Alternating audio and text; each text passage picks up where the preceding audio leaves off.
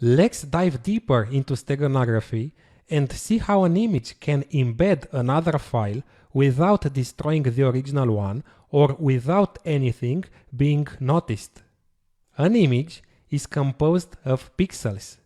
Let's take, for example, an RGB image, sometimes referred to as a true color image. The color of each pixel is determined by the combination of red, green, and blue intensities stored in each pixel. For example, this is the RGB code of this color and the RGB code of this one.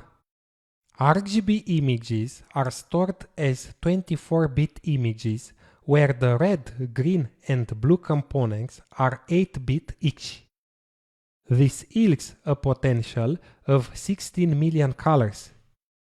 Usually, using an image processing application, you can see each pixel's color as 3 numbers in base 10 between 0 and 255. These are the numbers. For this color, they are 255, 0, and 102. For this one, the red intensity is 51, green is 204, and blue 255. These are the red, green, and blue components. Note that an 8-bit number is between decimal 0, when all bits are 0, and decimal 255, when all bits are 1. These are some examples of colors and their RGB code. Note that you can also represent them in hexadecimal if you simply convert these numbers to base 16. This is the hexadecimal code of this color.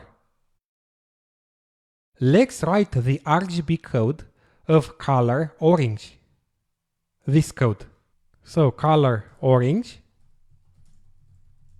RGB 255, 153 and 0. This is its code. Now let's convert these values to binary or base 2. This is a very simple operation, but I'll use this online tool. So from decimal to binary, 255. This is the binary number, and I'll copy paste it here. Then we have 153.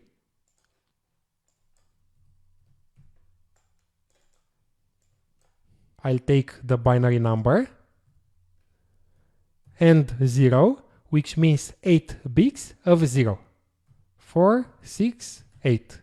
Okay, this is the color orange in binary. Perfect.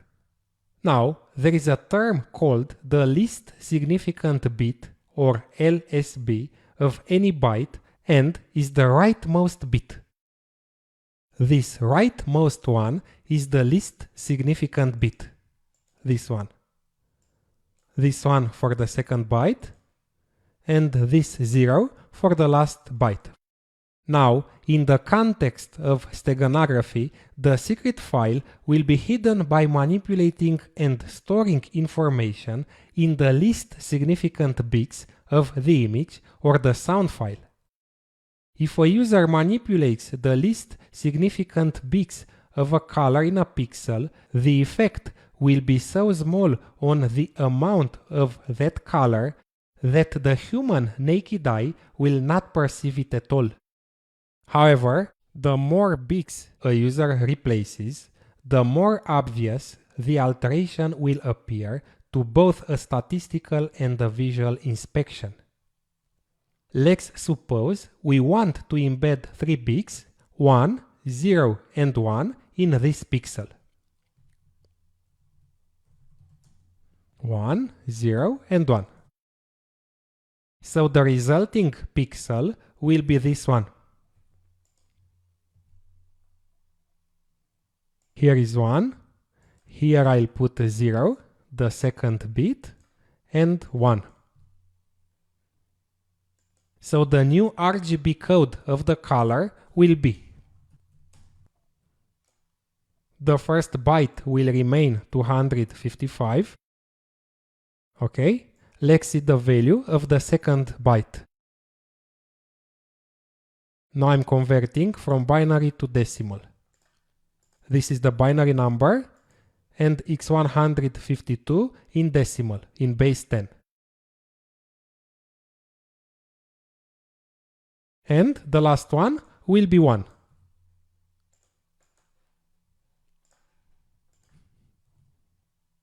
The user may later recover the secret information by extracting the least significant bits of the manipulated pixel and recover the original message.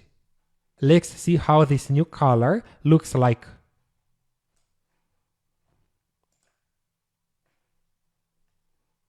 This was the original color, this one, and the new color is this one.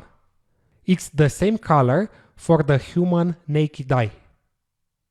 By the way, if you modify the least significant bit, it means you modify one bit in every group of 8 bits, and that means 1 divided by 8 or 12.5%. So, in an image of 1 megabyte, you could embed a file of 125 kilobytes. In practice, steganography tools will allow you to embed much less information in order not to be detected. Okay, that was the theoretical part of steganography. Of course, each tool can use a different algorithm or variation of more algorithms, but the fundamentals are the same. They have to modify the cover file in such a way that no one can detect it. I wanted you to deeply understand how it works. In the next lecture, I'll show you some hands-on applications of steganography. See you in a few seconds.